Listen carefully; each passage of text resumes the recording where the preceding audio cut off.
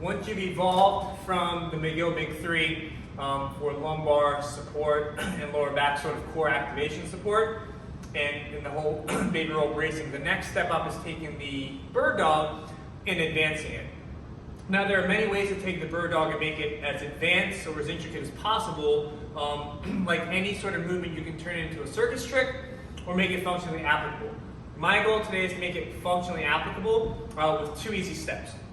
As we know, the bird dog is essentially pressing the palms into the ground, bracing the core, and extending head to the tailbone. So remember, no matter what we do, whether it's the bird dog or as we move on to the glute bridges and certain rolls, the 3 most important concepts of bracing is that the area around your belly button presses out.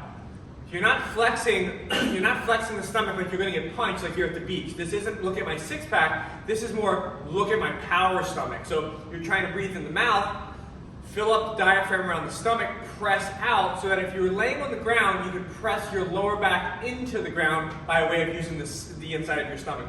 That's bracing tip number 1.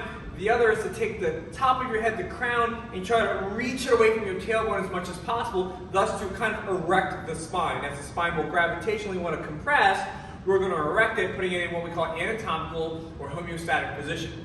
Once we're in that position or brace, we're ready to perform the movement. So we know our bird dog is essentially the opposite fingertip of your middle finger, the longest finger, to the heel, and we're trying to make a straight line as much as possible, not to arch the back and undo the bracing that we've occurred, but to create a point A to point B that's as long as possible. Now when you do so, you're going to pull the toes into your shin to stretch that heel, and what that's going to do is it's going to activate your calf, your hamstrings, all 3 of them, and all your glute muscles as they're related to your back. They go across your back, under your armpit, into your middle finger, thus making this connectivity from a point A to a point B, thus allowing you, when you do things like ride a bike, pick up your kid, throw a baseball, or do anything, the body to communicate properly from core or extremity to extremity without disrupting the load of the core. When you don't have that connection, that's when the core sort of gets disrupted and you start to have lower back problems, instability, and thus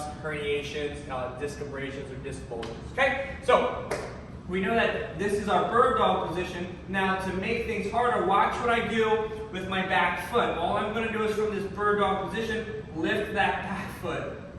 And that lifting of the back foot amplifies the stability you need in your core. Okay, so that's step 1. Once you've mastered that, step 2 would be to take bands, if you have them, and place a band in one foot, opposite hand. Place the band in the other foot, opposite hand.